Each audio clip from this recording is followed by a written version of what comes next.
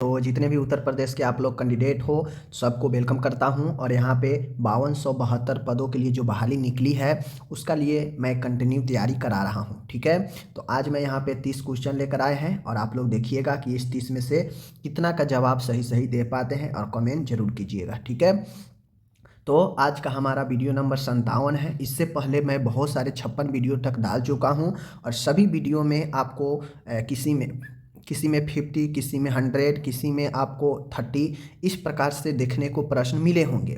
तो कहा जाए सीधा सीधा अभी तक कहा जाए तो मैं आप लोग को लगभग कहा जाए तो 2000 प्रश्न करा चुका हूँ, अलग अलग 2000 प्रश्न करा चुका हूँ। ठीक है, तो आप लोग पढ़े होंगे तो आप लोग को पता जरूर चला होगा, बहुत सारे चीज़ सीखे होंगे अगर आप लोग अच्छे से पढ़ रहे हैं तो। ठीक है, चलिए आज का 57 नंबर का वीडियो है, एकदम कंटिन्यू एग्जाम तक वीडियो डलता रहेगा, सुबह में डलता है, आप कभी भी आकर देख सकते हो। ठीक है, तो चलिए शुरू करते हैं। और मैं बार बार कहता हूँ थ्योरी जरूर मजबूत कीजिए, थ्योरी को जरूर घर पर अपना मेहनत करके पढ़िए और बाकी जो मैं क्यूज के तौर पर अभी ला रहा हूँ इस क्यूज को जरूर देखिए और खुद से आंसर देने का प्रयास करिए। मेरे आंसर देने से पहले तुरंत क्वेश्चन पढ़िए और सोचिए कि इसका आंसर क्या होगा। सही है तो ठीक है, वरना अगर गलत दे रहे हैं तो ईमानदारी से देखिएगा कितना गलत कितना सही दे रहा है। ठीक है, चलिए करते हैं प्रश्न को शुरू। तो पहला प्रश्न है यहाँ पे कि एस्फेक्सिया के रोगी को दिए जाने वाला प्राथमिक उपचार क्या है। एस्फेक्सिया कहा जाए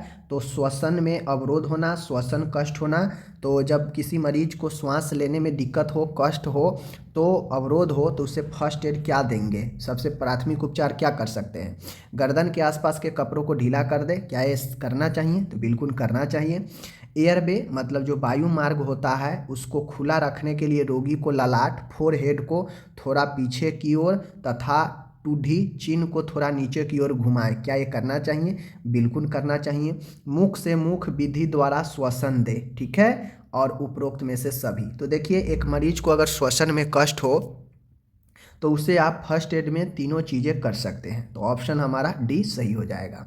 ओके, दूसरा प्रश्न है यहाँ पे आप लोग पढ़ सकते हैं आराम से कि पानी में डूबने पर रोगी को क्या प्राथमिक सहायता फर्स्ट एड दी जाती है। मान गए कोई मरीज है पानी में डूब गया तो आप उसे कैसे बचाएंगे, प्राथमिक उपचार तो ही ना होगा कि आप उसे कैसे बचाएंगे। ठीक है, सर्वप्रथम पीड़ित को पानी से बाहर निकाले, तो बिल्कुल सबसे पहले पानी से बाहर ही निकालेंगे। शरीर से पानी बाहर निकालने के लिए उपयुक्त उपाय करें, बिल्कुल शरीर से, चूँकि जो डूबता रहता है तो वह पानी भी जो है उसके मुंह के द्वारा अंदर चला जाता है, तो उसके शरीर से पानी निकालने के लिए उपयुक्त तकनीक का इस्तेमाल करेंगे। ठीक है, यदि रोगी को सांस लेने में तकलीफ हो तो मुख से मुख विधि द्वारा कृत्रिम ऑक्सीजन प्रदान करें। मुख से मुख कहने का मतलब होता है कि अपने मुंह से जो है फूंक करे उसके मुंह में ताकि उसे ऑक्सीजन मिले। ठीक है, और रोगी को सांस लेने में तकलीफ हो भी सकता है क्योंकि वह पेट फूला रहेगा, पानी उसका भरा रहेगा, पानी पी लिया रहेगा तो उसको सांस लेने में तकलीफ हो भी सकती है, तो इसलिए हम सभी चीज़ करेंगे। ठीक है, तो ये आपका हो गया दूसरा प्रश्न यहाँ पे समाप्त। आगे बढ़ते हैं, तीसरा प्रश्न है यहाँ पे कह रहा है डूबने के मरीज के शरीर से पानी बाहर निकालने के लिए कौन सी पोजीशन जो है प्रदान की जाती है। मान गए एक मरीज है, ठीक है, उसको शरीर से बाहर पानी निकालना है तो उसको कौन सा पोजीशन देंगे। पेट के बल सिर एक तरफ करके, पीठ के बल सिर एक तरफ करके, बाईं करवट करके, दाईं करवट करके। तो देखिए कोई भी अगर डूब रहा हो उसको निकाले और निकालने के तुरंत बाद जो है उसको पेट के बल लिटा देना चाहिए। ठीक है, पेट के बल लिटा देकर और सिर को एक तरफ कर देना चाहिए ताकि जो भी पानी है वह जो है बाहर निकल सके। ठीक है, तो ऑप्शन अपना ए सही है। ओके, आगे बढ़ते हैं। ये सब क्वेश्चन पूछता है फर्स्ट एड से।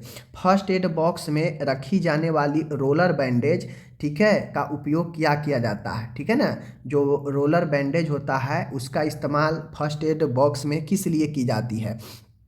टूटी हुई हड्डी को सहारा देने के लिए, रोगी को अच्छी तरह से परीक्षण करने के लिए, घाव को कवर करने एवं बांधने ड्रेसिंग के लिए, व्यर्थ सामग्री को एकत्रित करने के लिए। तो देखिए जो रोलर बैंडेज पट्टी होता है व्यर्थ सामग्री को एकत्रित करने के लिए ये तो गलत हो जाएगा, रोगी को अच्छी तरह से परीक्षण करने के लिए ये भी गलत हो जाएगा। बचता है अपना टूटी हुई हड्डी और घाव को ड्रेसिंग के लिए। तो रोलर बैंडेज का इस्तेमाल जो है आपको घाव को कवर करने के लिए की जाती है, ना कि टूटी हुई जो है हड्डियों को सहारा देने के लिए। समझ गए। आगे बढ़ते हैं। पांचवा है प्रोन स्थिति। प्रोन स्थिति मतलब क्या होता है? पेट के बल लेटना, ठीक है ना। तो प्रोन पोजीशन के बारे में क्या सही है? रोगी पीठ के बल लेटा रहता है, रोगी बाईं करवट लेटा रहता है, रोगी पेट के बल लेटा रहता है, रोगी दाईं करवट लेटा रहता है। तो क्या राइट आंसर होगा? तो माय डियर, पांचवा नंबर का जो क्वेश्चन है इसका right answer option number C, पेट के बल लेटना, ठीक है। आगे है एक रोगी को डायूरेटिक किस स्थिति में दी जाती है? मतलब कहने का मतलब है एक मरीज है उसको हम डायूरेटिक ड्रग कब कब दे सकते हैं, किन किन कंडीशन में दे सकते हैं? हाइपरटेंशन में, कार्डियक फेलुअर में, सूजन में, उपरोक्त सभी में। तो देखिए एक मरीज है, अगर मरीज के उच्च रक्तचाप बहुत ज़्यादा, अगर ब्लड प्रेशर बढ़ा है तो उसमें भी आप दे सकते हैं। कार्डियक अगर फेलू हो रहा है, कार्डियक फेलुअर, तो उसमें भी दे सकते हैं, ठीक है। तीसरा है सूजन में। तीनों कंडीशन में होता यह है कि बॉडी में एक्सेसिव फ्लूइड को बाहर निकालना होता है, और डायूरेटिक वही काम करता है कि आपके शरीर में तरल पदार्थ अगर ज़्यादा है तो उसको कम करता है, उसको मूत्र के द्वारा निकाल देता है, जिससे ब्लड प्रेशर भी कमता है, और कार्डियक अगर फेल हो रहा है उसके कारण तो उसमें भी राहत देता है, और सूजन को भी कम करता है। इसलिए अपना ऑप्शन डी सही है, ठीक है। सातवां क्वेश्चन है यहाँ पे, जब इंजेक्शन को सीधे बोन मैरो में लगाया जाता है तो इसे कौन सा इंजेक्शन कहते हैं? देखिए जब बोन मैरो होता है अस्थि मज्जा, तो मान गए बोन मैरो में इंजेक्शन अगर इंजेक्ट करना है तो वह कौन सी जो है विधि हो जाएगी, ठीक है। इंट्रा कार्डियक होगा, इंट्रा आर्ट्रियल होगा, इंट्रा ऑसियस होगा, या इंट्रा स्पाइनल होगा?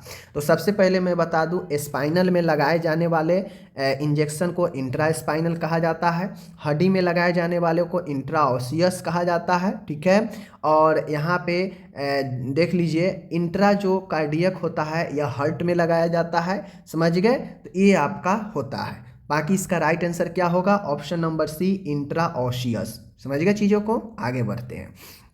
आठवां क्वेश्चन है, जब इंजेक्शन सीधे ही हृदय पेशियों में लगाया जाता है तो इसे कौन से इंजेक्शन कहते हैं? मतलब जब इंजेक्शन को सीधे हार्ट के पेशी में यानी हृदय के पेशी में लगाया जाता है तो इसे कौन सा इंजेक्शन कहेंगे? तो अभी मैंने बता दिया, राइट आंसर क्या होगा? Intra spinal, intra osseous, intra आर्टियल, या इंट्रा कार्डियक। राइट आंसर क्या होगा?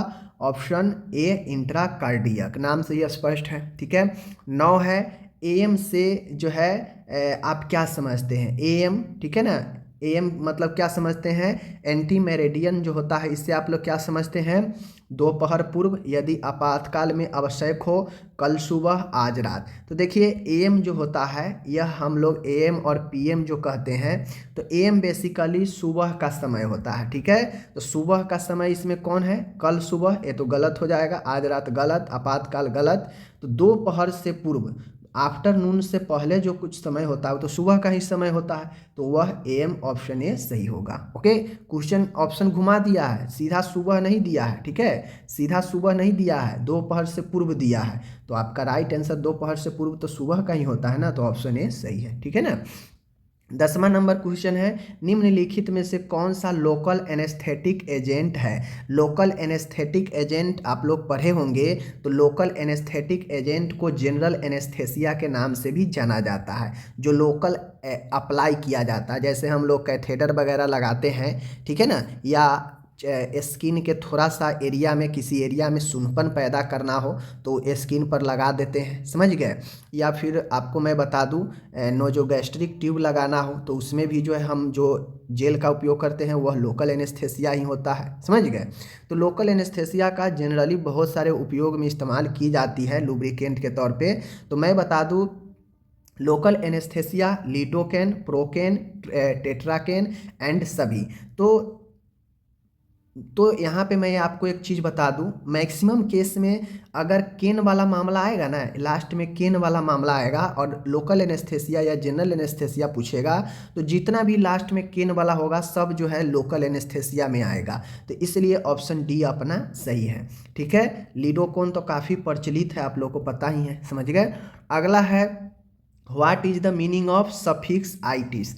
आप लोग पढ़े होंगे जीएनएम या बीएससी नर्सिंग में, या फिर बहुत सारे जो है आप लोग को पता है या फिर जो एएनएम है, एएनएम जो की हुई है वो भी, उनको भी जो है पढ़ना है इन्फ्लामेशन के बारे में, यानी इन्फ्लामेशन के बारे में एएनएम में भी पढ़ना है, ठीक है, जीएनएम में भी पढ़ना है अपना, और बीएससी नर्सिंग में भी पढ़ना है, यानी इन्फ्लामेशन के बारे में हर नर्सिंग, मेडिकल, पैरामेडिकल सब में पढ़ना है, ठीक है ना। तो सब लोग ये समझ रहे होंगे आइटिस का मतलब, ठीक है ना। आइटिस का मतलब, ये आइटिस हम लोग सफिक्स के रूप में, यानी एक होता है प्रीफिक्स और एक होता है सफिक्स। प्रीफिक्स मतलब पहले लगने वाला और सफिक्स मतलब बाद में लगने वाला, और यह फिक्स होता है, ठीक है ना। अगर किसी के पहले लग गया तो वह उसको अवस्था में चेंज कर देगा, बाद में लग गया तो उसकी अवस्था में चेंज कर देगा। तो यह सफिक्स आइटिस जो होता है यह किससे डिनोट करता है, इन्फ्लामेशन को, एक्सेसिव फ्लू को, या फिर एक्सेसिव डिस्चार्ज को, या रिमूवल को। तो जो ये सफिक्स में आइटिस जो लगाते हैं ना, किसी भी चीज़ के पीछे आइटिस, ITIS देख लीजिएगा, समझ जाइएगा कि वह इन्फ्लामेशन है, समझ गए। चलिए 12 नंबर है, what is the meaning of suffix regia. समझ गए क्या चीज़, रेजिया। अब मैं यहाँ पे आपको बता दूँ, चीज़ें देख लीजिए।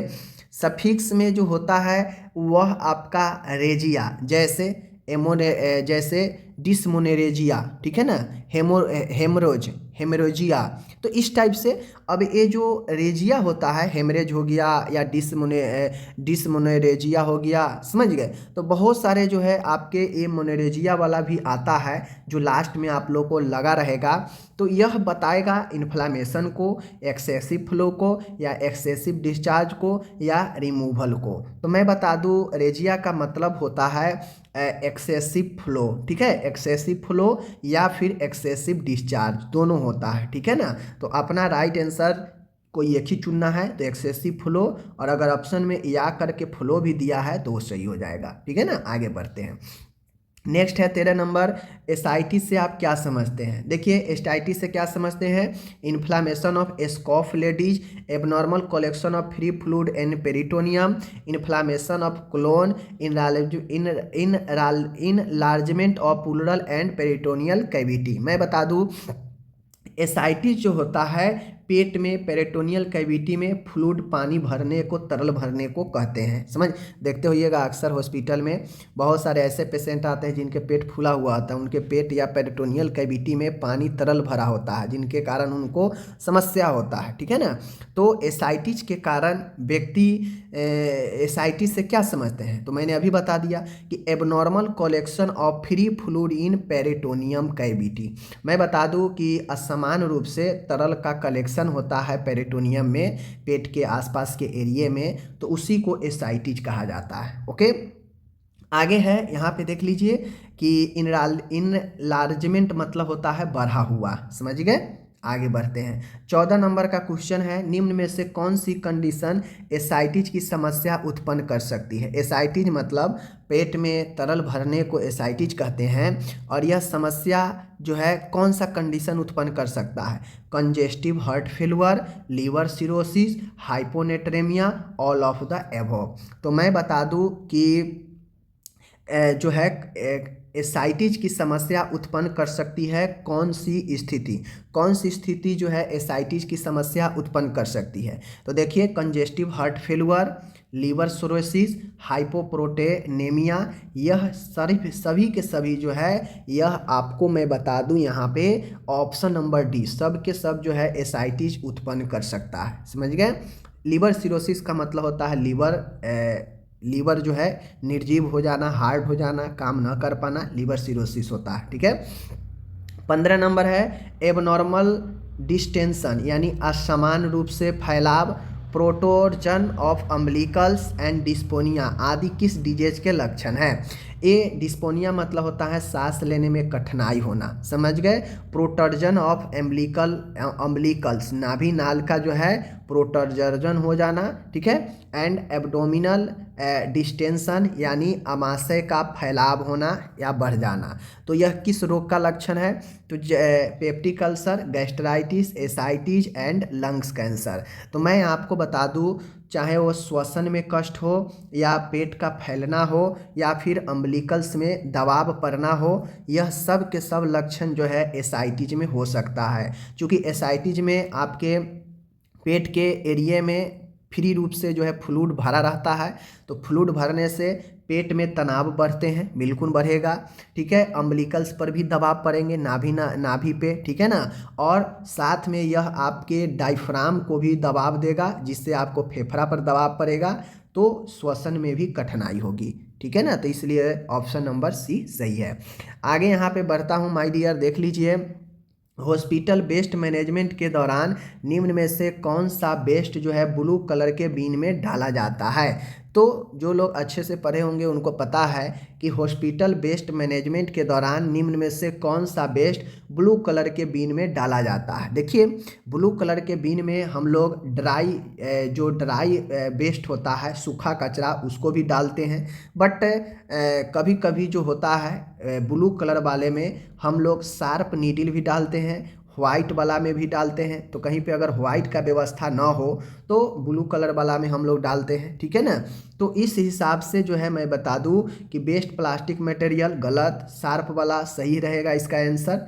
और एनाटॉमिकल बॉडी पार्ट येलो वाला में आता है, आपको पता है। ठीक है, आगे बढ़ते हैं हम लोग। यहाँ पे 17 नंबर का क्वेश्चन है, हेपेटाइटिस बी का इनक्यूबेशन पीरियड उद्भवन अवधि पूछ रहा है। उद्भवन अवधि क्या होता है? लक्षण देखने वाला समय जब हो जाता है उसी को उद्भवन अवधि कहते हैं।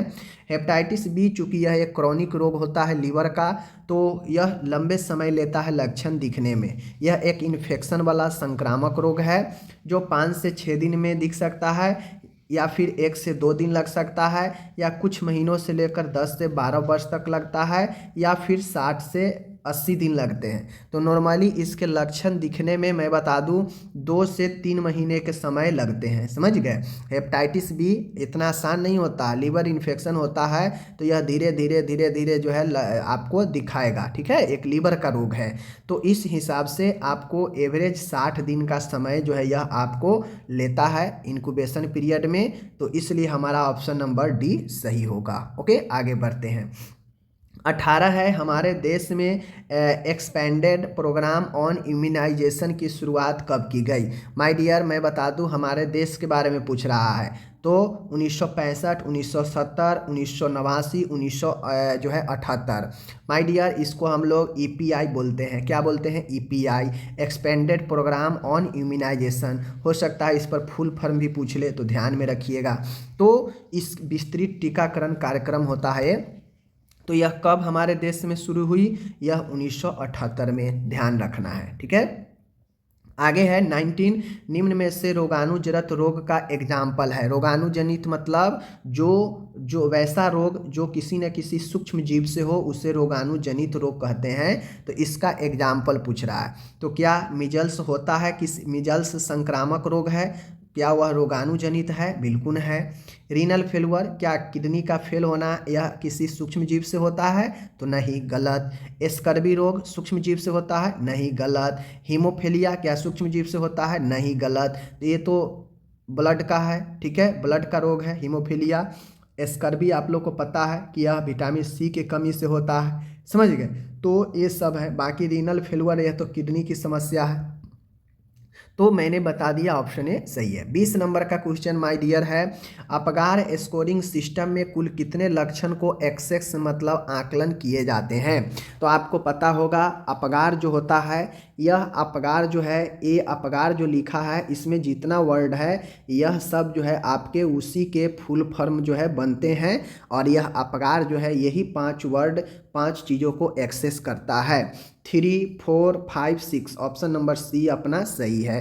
कुल इसमें 10 जो है 10 जो है आपको मिल सकते हैं ज़्यादा से ज़्यादा। अगर एसेस करते हैं किसी बच्चे का तो ज़्यादा से ज़्यादा 10 अंक मिल सकते हैं, और कम से कम 0 अंक रहता है। ठीक है, इसमें 0, 1 और 2 यही 3 अंक का इस्तेमाल किया जाता है। ओके, आगे बढ़ते हैं। 21 है, प्रेगनेंसी के दौरान महिला में कार्डियक आउटपुट प्रायः क्या होता है। जब महिला के अंदर प्रेगनेंसी होता है तो उसका कार्डियक आउटपुट जो है बढ़ता है, घटता है, या फिर नॉर्मल रहता है।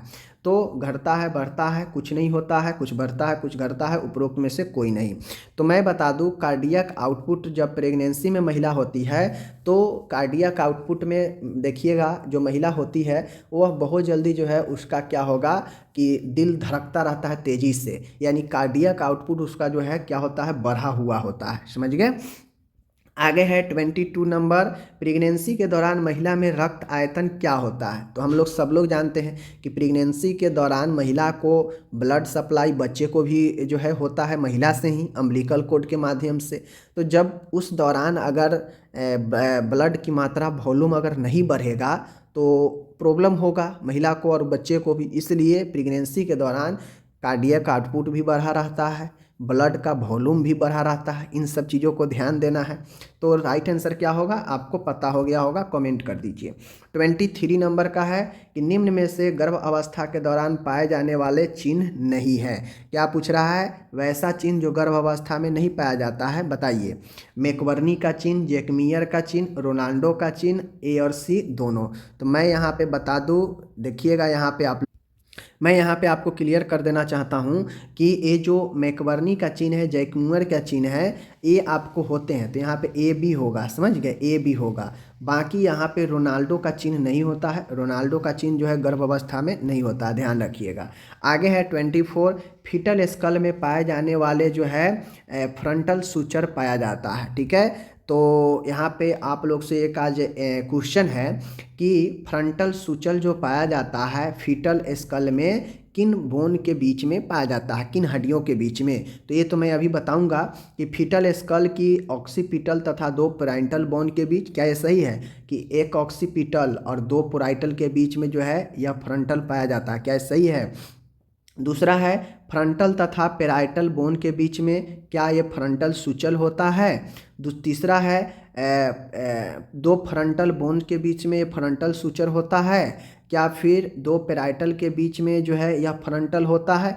सबसे पहले समझिए सूचर जो होता है यह खोपड़ी में जो दरार होता है और उन दरारों में जो ज्वाइंट होते हैं उन्हीं को हम लोग सूचर बोलते हैं। ओके, फ्रंटल मतलब होता है सामने वाला, तो सामने वाला जो सूचर होता है वह दोनों फ्रंटल बोन के बीच में ही होता है। ऑप्शन नंबर सी सही होगा। सामने वाला जो हड्डी होता है खोपड़ी का, उसमें जो ज्वाइंट होता है वही फ्रंटल सूचर होता है। तो दोनों फ्रंटल बोन्स के बीच में फ्रंटल सूचर होते हैं। ओके, नेक्स्ट चीज़ मैं एक चीज़ आप लोग से पूछना चाहता हूँ कि फ्रंटल सूचर्स का अलग दूसरा नाम क्या है, कमेंट कीजिए आप लोग। हो सकता है एग्जाम में फ्रंटल सूचर न देकर वो दूसरा नाम दे दे, तो आप लोग कहिएगा कि फिर हम नहीं पढ़े हैं, लेकिन आप लोग कमेंट कीजिए। ओके, आगे बढ़ता हूँ।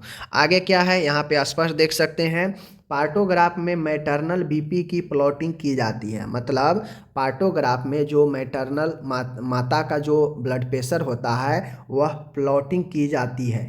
कब कब प्लॉटिंग की जाती है, कितने समय के अंतराल पर, हर 30 मिनट के अंतराल पर, हर 2 मिनट के 2 घंटे के अंतराल पर, हर 4 घंटे के अंतराल पर, हर 1 घंटे के अंतराल पर। तो जो बीपी होता है ना, बीपी जो प्लॉट किया जाता है पार्टोग्राफ में, आप लोग जानते हैं पार्टोग्राफ क्या है, पढ़े होंगे तो ज़रूर जानते हैं। तो पार्टोग्राफ में जो बीपी का मॉनिटरिंग किया जाता है, पार्टोग्राफ का इस्तेमाल लेबर के समय किया जाता है। यह एक आरेखीय ग्राफ होता है बना हुआ, जिस पर जो है सभी चीज़ें जो है एक्सेस की जाती है लेबर के समय आकलन के लिए कि लेबर किस स्थिति में है। ओके, तो पार्टोग्राफ जो मॉनिटरिंग की जाती है उस समय बीपी जो प्लॉट किया जाता है यह प्रत्येक 4 घंटे के इंटरवल पर की जाती है। ओके, रही बात कि हर 2 घंटे के अंतराल पर टेम्परेचर जो है आपको प्लॉट किया जाता है, तो ये भी पूछ सकता है। चाहे 2 घंटे पूछे तो टेम्परेचर, बीपी पूछे तो 4 घंटे। ठीक है, और हर 30 मिनट पर नाड़ी जो दर होता है, नाड़ी दर को जो है प्लॉट की जाती है, एक्सेस की जाती है। ठीक है, आगे बढ़ते हैं। 26 नंबर का क्वेश्चन है, वर्ल्ड थैलेसीमिया डे कब मनाया जाता है। वर्ल्ड थैलेसीमिया डे के बारे में पूछ रहा है, कब मनाते हैं। 8 मई, 21 मार्च, जो है 12 अक्टूबर और 14 नवंबर। देखिए आपके एग्ज़ाम होंगे ना, उस एग्ज़ाम में 1 से 2 जो है हेल्थ से रिलेटेड जो है डे जरूर पूछे जाएंगे, कोई भी। ठीक है, तो इसलिए प्रैक्टिस जरूर करना चाहिए। और आप बताइए कि वर्ल्ड थैलेसीमिया डे कब मनाते हैं, ये सब सिलेबस के अंदर है। तो वर्ल्ड थैलेसीमिया डे जो सेलिब्रेट करते हैं वह करते हैं 8 मई को। ओके, 8 मई ध्यान में रखिएगा। आगे है 27 number, world down day syndrome कब सेलिब्रेट किया जाता है। वर्ल्ड डाउन, ठीक है ना, वर्ल्ड डाउन सिंड्रोम, यहाँ पे सिंड्रोम होगा, यह कब जो है सेलिब्रेट किया जाता है। 8 मई, 21 मार्च, 12 अक्टूबर या 14 नवंबर। मैं बता दूं, राइट आंसर अपना वर्ल्ड डाउन सिंड्रोम डे मनाया जाता है 21 मार्च, ऑप्शन नंबर बी राइट है। ये सब बहुत इंपॉर्टेंट है, ध्यान में रखिएगा, ये सब VVI है।